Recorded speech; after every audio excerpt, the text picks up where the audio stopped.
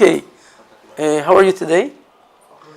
Today we are going to complete our talk about the relationship between the tax rates and the deadweight loss, as well as we will go to the Lorentz curve, which represents the studies the equity and distribution of income among the population. Okay?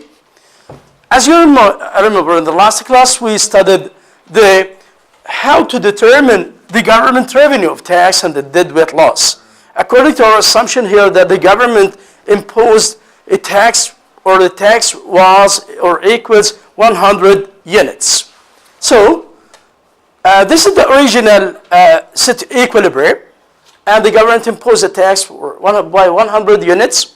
So the supply curve shifts left, S2, from S1 to S2. Here's the new equilibrium point to determine the value of the government revenue of tax. This is A2. We can take a vertical distance from A2 to S1. This rectangle represents the government revenue of tax. And this is the consumer surplus, producer surplus, the government revenue of tax, and the deadweight loss. Now, let's study the relationship between the tax rates and the deadweight loss. Since you know that the deadweight loss is the social welfare loss. The social welfare loss. The deadweight loss is the social welfare loss. Now, let us assume that the total, here's the initial tax per unit. Here's the initial value or the tax per unit. How much is the deadweight loss? Can be represented by this triangle, the below triangle here. Okay? Now, the value of taxes, let us assume it was, or the initial, it was or equals 10 shekels. Now, let's increase the tax per unit. Double tax. Here, the double tax. What will happen here, do you see? The deadweight loss increases. Okay?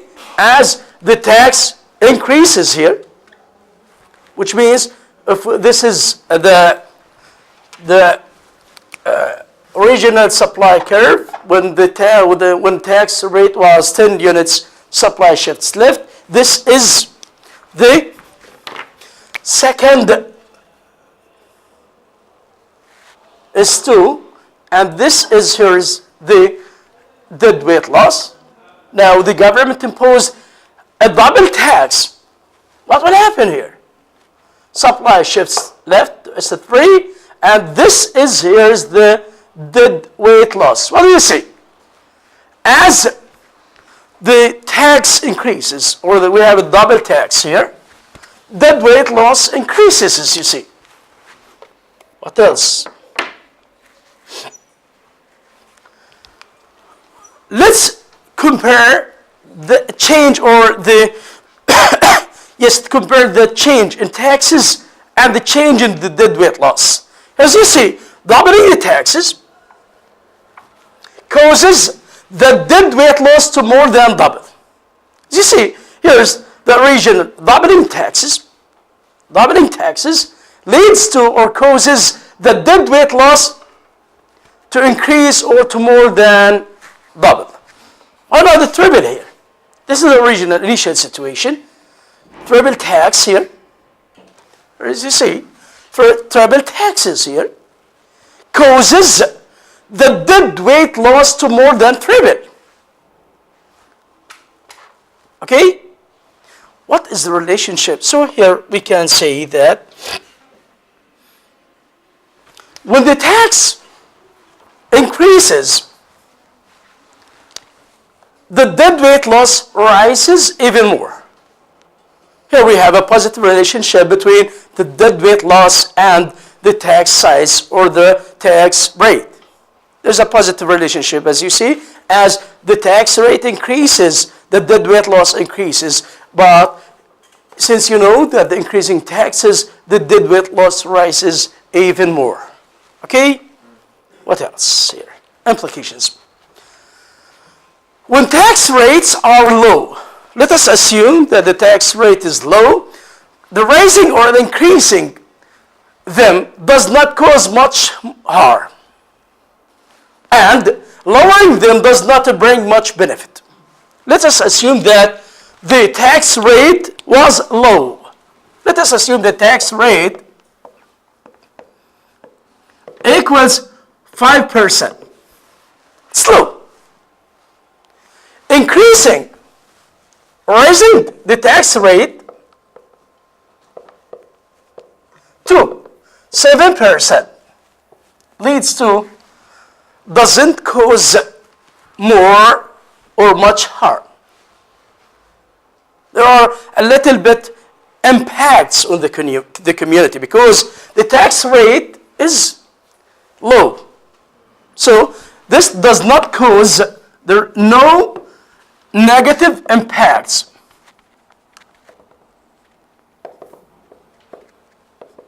On the community. And lowering it, let us assume that the tax rates decreased to 3%.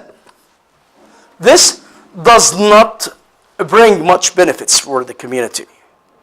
Okay? So there are no much benefits.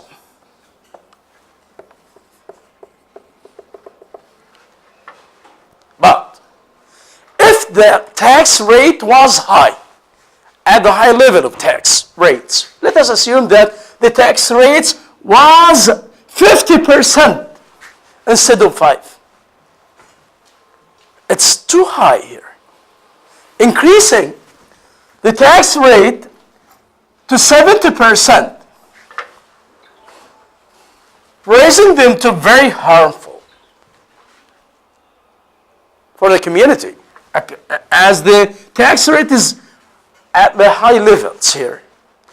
Increasing the tax rate to 70%, here we have negative impacts on the community, okay? And decreasing it to 30% will get or bring very beneficial, it will be very beneficial, okay? Is it clear? Okay, let's go to something else.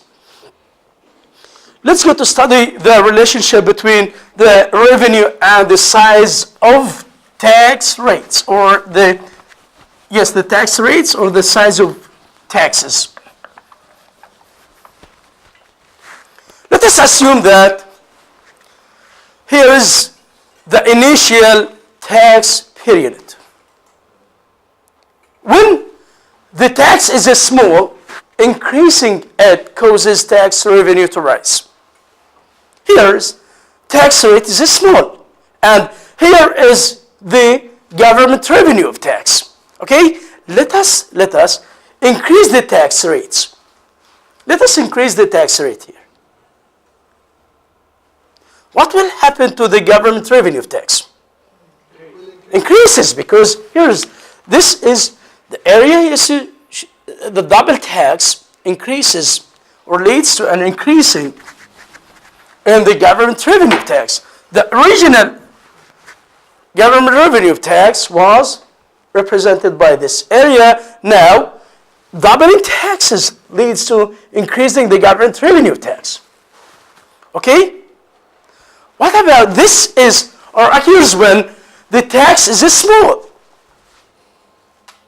Doubling it increases the tax revenue or the government revenue of tax. So when the tax rate is small, there is a positive relationship between the tax rates and the government revenue of tax. So when we can say that when tax rate is small,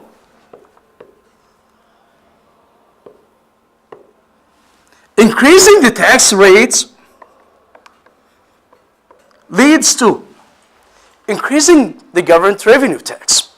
Increases the tax revenue. So at the low level of tax rates, there is a positive relationship between the tax rates and the government revenue of tax. Okay? What else? If the tax rates was high, let us assume that so here, as you see, this is the tax rate, the government revenue of tax. Now, let us assume that the initial tax rates is at this point here. And this is the government revenue tax. This is the initial situation. The tax rate is high here. The tax rate is high here. What will happen if we decided, or the government decided to increase the tax rates? What will happen? This is the triple tax here. What will happen to the government revenue tax here? Decreases. Let's do a comparison between the original situation at the double tax here. The government revenue of tax was represented by this rectangle. As the tax rate triple here, the government revenue of tax has declined. Decreases because here we're talking about a high level of taxes. At the high level of taxes, increases the tax rates leads to a decreasing of the government revenue of tax. So at the high level of tax rates, we can say that there is a negative relationship between the tax rates and the government revenue of tax. Okay? So when the tax rate is high or larger,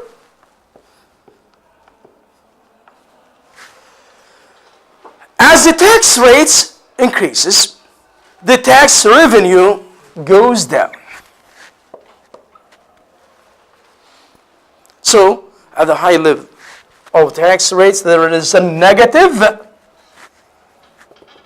relationship between the tax rates and the government revenue tax. So this leads us to talk about the Laffer curve. This leads us to talk about the Laffer curve.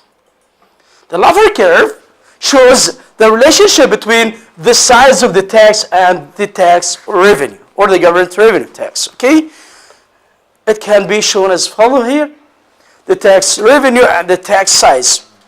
At the small level of tax rates here, as the tax rates goes up or increases,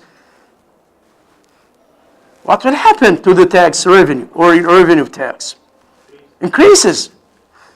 At the low level of tax rates, the government revenue tax increases until this point. Let us assume that the best or the optimal rate of tax is 30%. At 30% here, this can bring or can lead to collection of revenue by $300 million. Okay? After this rate, at 35% here of rate, this leads to a smaller revenue tax, maybe 250, and increasing here as much as the tax rates increases, the total revenue or the government revenue of taxes goes down. So at this side here, at the left side, as you see, there is a positive relationship between the tax rates and the tax revenue. At the right side here, there's a negative relationship between the tax rates and the government revenue tax. Okay? Tamam? Tamam. Let's go to, these are some definitions related to the social efficiency, which has been discussed in the last classes here. the consumer definition for the consumer surplus, producer surplus, and here's the elasticity. Since you know when the demand curve is elastic, more elastic, the consumer surplus gets less or decreases, as you see. Yeah. This has been discussed in the previous classes. Producer surplus, associate surplus, the summation of consumer surplus, and here is the elasticity and consumer surplus.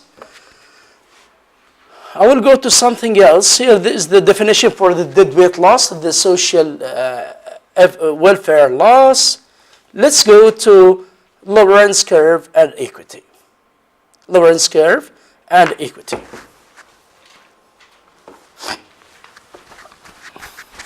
As you see here, the government tries to allocate the income to be more equity in the community. Now, to understand the idea of Lorentz curve and Gini coefficient, let us assume that we are talking about a community or the Palestinian community, and we will divide the population into 5 groups. The population, the Palestinian population, will be divided into, here's the population.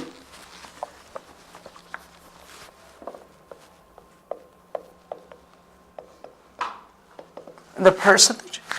Group 1, Group 2, Group 3, Group 4, and Group 5. Each group consists of 20% of the population.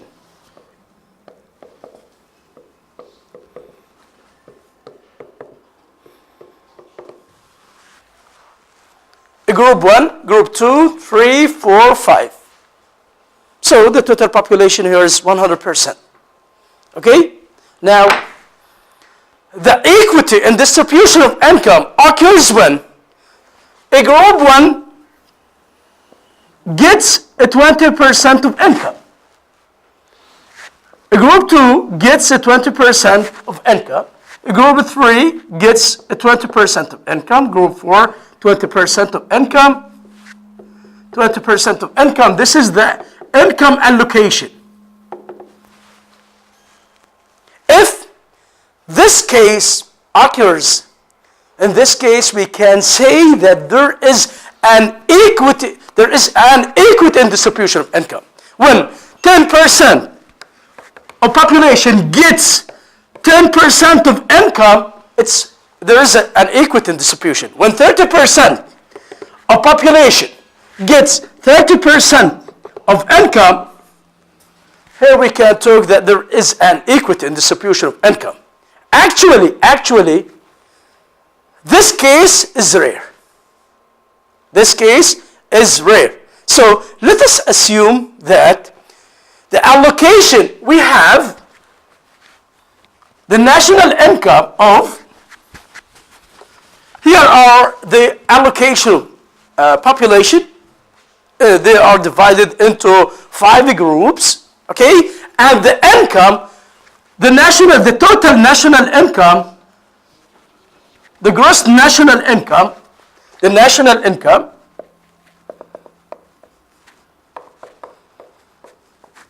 equals $100 million. Okay? This will be fair. The allocation of income will be fair when a Group A receive $20 million, and each one of these groups receive $20 million. Okay? But let's assume that the allocation of income has the following distribution. Group A gets 5% of 100, so they receive $5 million. And the Group B gets 10 million. A Group 3 gets 15 million. And the Group 4 gets 25. And the last one will get how much? 5, 15, 30, 45. 45. Okay. How much is, these are the allocation in $1 million. What do you see? What do you see? Is this allocation fair for the community? No, because this group gets just $5 million. This is the poorest group. And this is the richest group. Because this group represents just 20% of the population and gets the largest share of national income. This group is the richest group. So we can say that there is an inequity in distribution. Okay? How can we draw and calculate the inequity in distribution of income among the population? Okay? This group received how much? 5% of income. So we can say that the $5 million represents here in percent. Here's a million. In percent. Income in percent. The first group received 5%. Second group, 10%. Third group, 15%.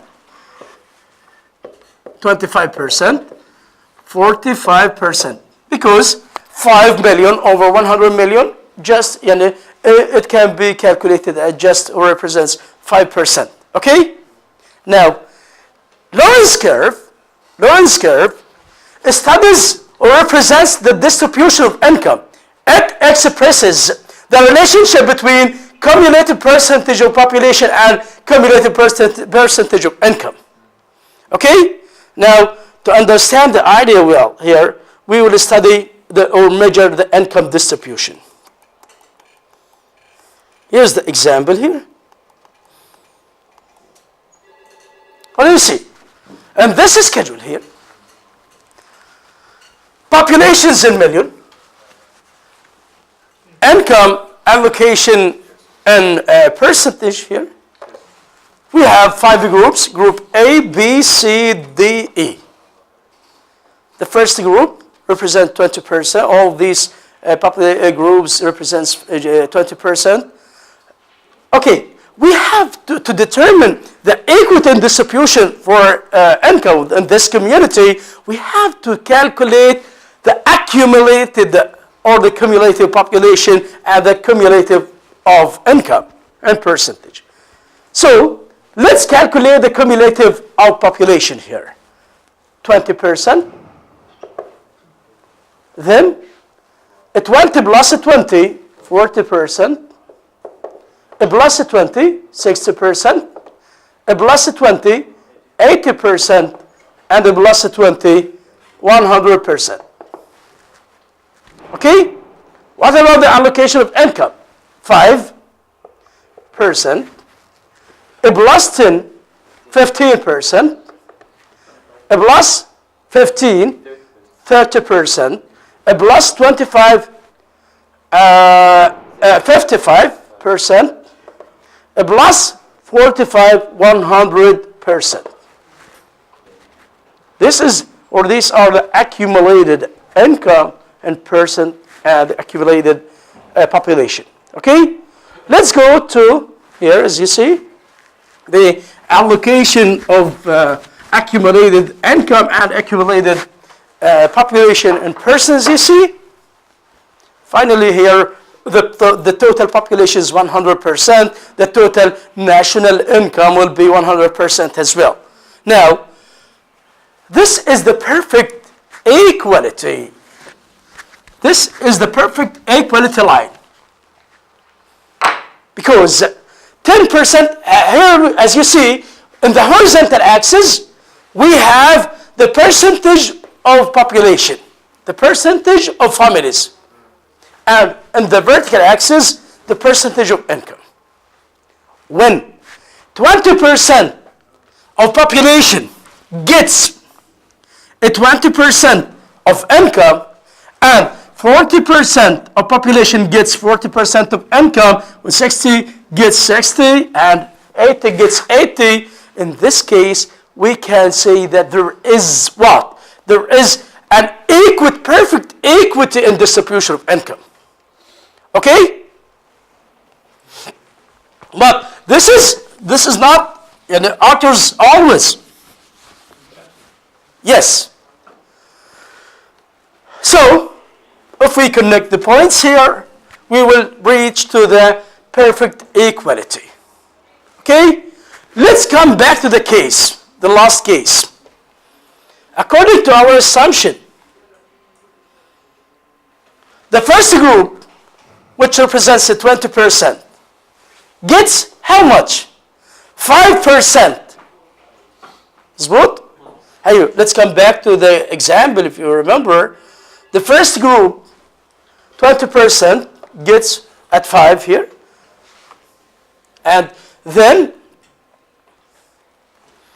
the 40%, the accumulated. Here we're talking about the accumulated percent of population and accumulated percent of income. The 40% gets how much? 15 here. The 40% population gets 15. This is the accumulated here. And the 60 gets 30. 80 with 55, and the last 100 with 100. Now, if we connect these points here,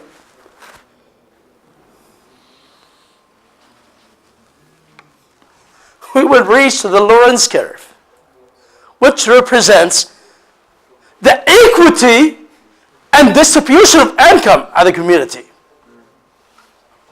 Okay? Now, if this becomes closer to the perfect equity, what do you see?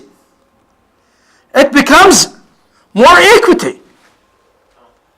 As we get closer to the perfect equity, this means it becomes more equity.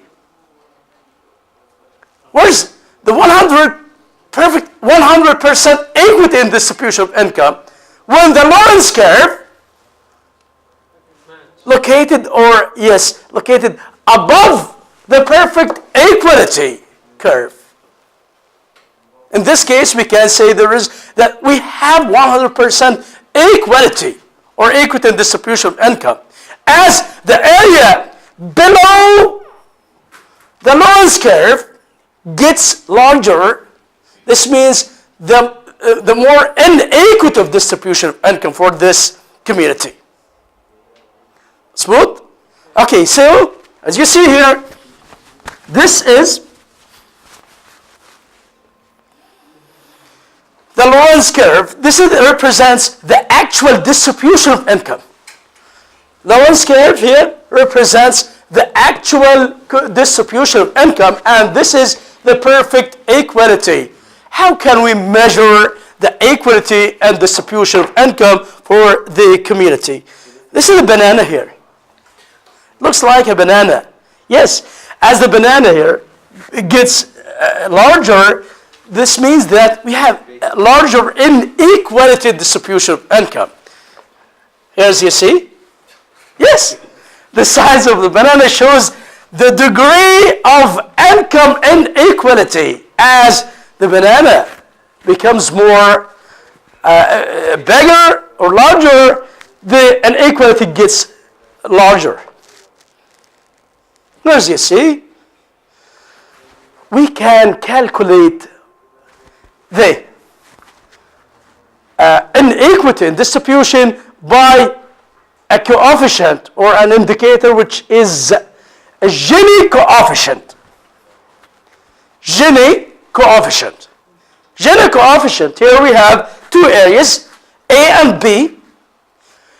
A and B equals half. half of this triangle area square. Gini coefficient can be calculated as area A over A plus B. A plus B equals half. Half of the or this triangle here. So the higher ratio, the more inequality. As A becomes bigger, this means the inequality in distribution of income becomes larger in the community. Okay? Let's take. So here, as you see, we can say that Gini coefficient is a measurement of the degree of inequity in the income distribution. A Gini coefficient of 0 means that this area is 0 as well. As this area becomes 0, A equals 0, this means that there is a perfectly equity in distribution. This means that there is a complete income equality while the Gini coefficient is 1. This means we have 0 equality in distribution or income inequality. Okay? Let's take a numerical example here. Here we have, as you see, at 30% here, the community gets 7%. As the curve gets closer here to the perfect equality line, 30% gets 20, 30% gets 30. As the curve gets closer to the original or the initial here, the equality curve, this means that there's an improvement in income distribution for the community. As here we have an improvement in income distribution, and here is worst income distribution. Okay, let's take a numerical example to calculate the Gini coefficient. As we mentioned before, that the Gini coefficient can be calculated as the area, the banana area here, over the total here, or the area under the perfect equality curve. Okay? So this area is represented by, can be called as area A. And the area here is area B. Now, to calculate the Gini coefficient equals area A over the whole area here. The whole area here, or the area below the equity, the perfect equity, equals the triangle A and B, A plus B equals half times pays 100% times 100% height equals 0.50.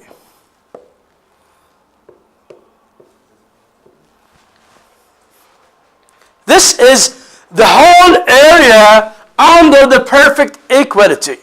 Now, to calculate the Gini coefficient, Gini coefficient equals the area A is the banana here over the whole area half A plus B, or A over half. To be able to calculate the Gini coefficient, we have to calculate either area A or area below the Lorentz curve. It's easier to calculate the area below the Lorentz curve. How can we calculate the area below the Lorentz curve, we can divide the area B into 3 areas. This area, we have to divide the area B into 3 areas. Area M, which can be represented by this triangle, and this rectangle, area T, and area K may be here, triangle K. The summation of area M and area T and K, this represents area B. So area B can be represented by, or calculated, area M plus area T plus area K. This will represent the area below Lorentz curve. How can we calculate area M? The area of the triangle M, base half area M, area M can be calculated as half times how much? Base. How much is base? 100 minus 60%, 40. Times height, 100 minus 30, 70%. How much is it? 0.14. What about the area of this rectangle here? Area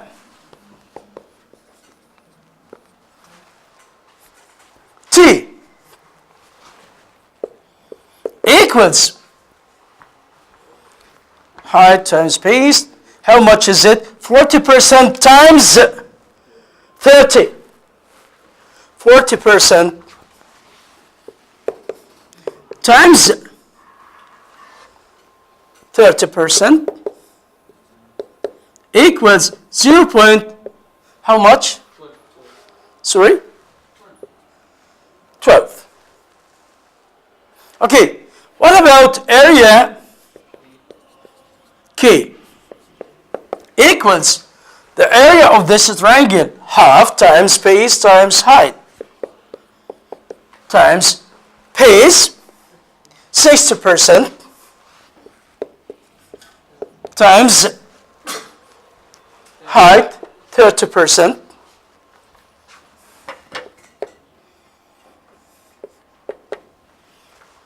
How much is it? Who can calculate it? 30% times 30%, how much is it? 0.21. No.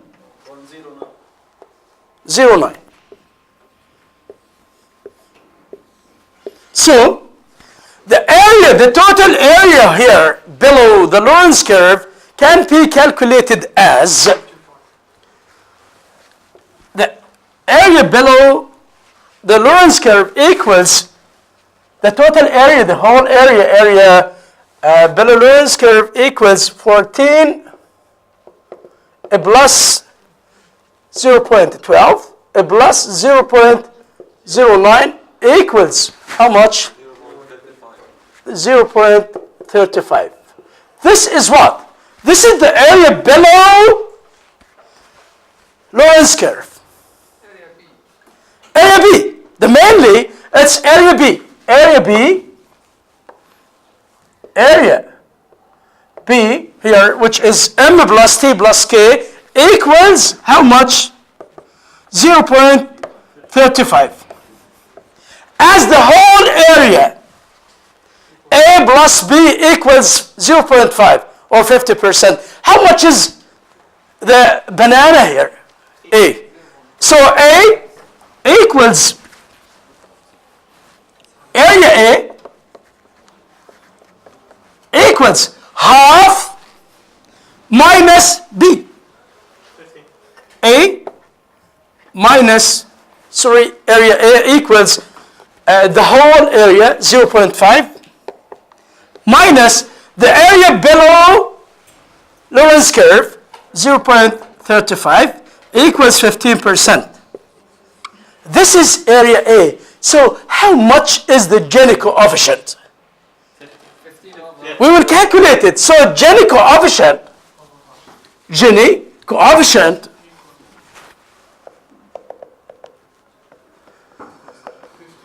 equals area A over half equals area A 15% over 0.5 equals how much? 0.3. There is an inequity in distribution of income. It should be closer to 0. So the Gini coefficient is in between. Gini coefficient is less than 1 or equals or bigger than 0